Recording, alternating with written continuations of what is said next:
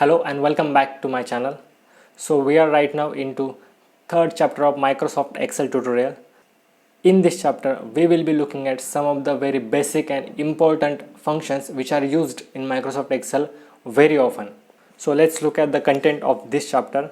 So first we will be starting with structure of Excel functions, which is very crucial to understand. Then we will start with sum function. This is important. Then min and max function. Then we will working with average and count function. Okay.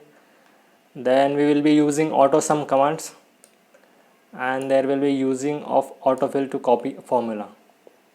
So without any ado, let's get started. In this particular video, we will be talking about the structure of functions. Previously, we talked about calculations in Microsoft Excel. There is a built-in tool in Microsoft Excel which help us to do calculation very easily, which is called as functions. So before we dive into world of functions, where we will be using basic and advanced functions, we need to understand the basic structure of functions, basic building blocks of function. These are the foundational elements of function. Once you understand these building blocks of Excel functions, you will be able to build on from basic Excel functions to advanced Excel functions. So the first thing, every function starts with equal sign.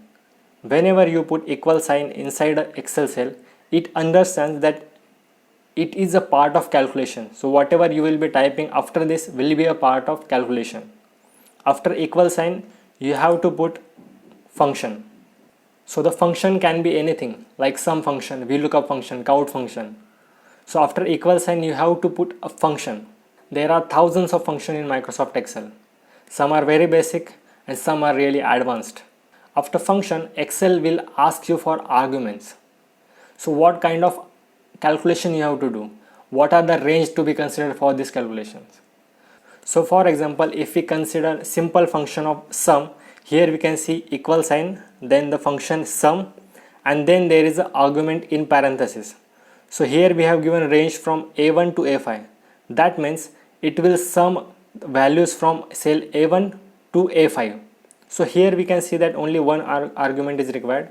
But in some advanced formulas like VLOOKUP, HLOOKUP, XLOOKUP, you will be requiring multiple arguments. So to understand these advanced formulas, you need to first understand the basic building blocks of function.